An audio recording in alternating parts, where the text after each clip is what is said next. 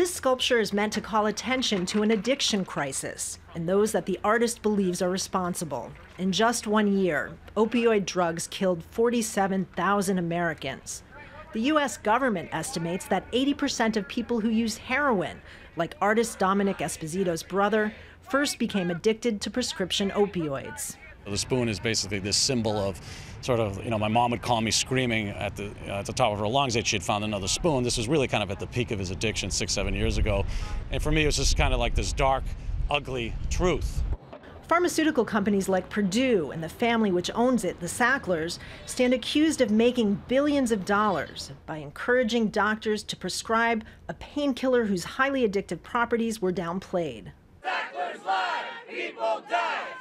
Now Sackler money, tens of millions of dollars of which has been donated to museums all around the world, is being seen by many in the arts world as tainted, sparking demonstrations like these at major institutions.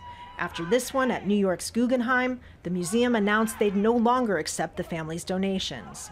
After the Guggenheim became the third museum to sever ties with the Sackler Family Trust, the trust announced that for the time being, it would stop making donations altogether. The news came on the heels of the announcement of a new federal lawsuit against the family, in addition to several others already on the books, including one filed in Massachusetts and another here in New York.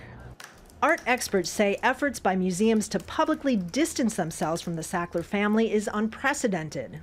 It's very unusual. It's the first time that I've ever seen anything like it. Usually the way that these things work, if there's a sort of problem in terms of ethics and fundraising that institutions are giving out or accepting, it usually ends very quietly. The Sacklers, who are fighting some of the lawsuits and have settled others, say they don't want to be a distraction for museums.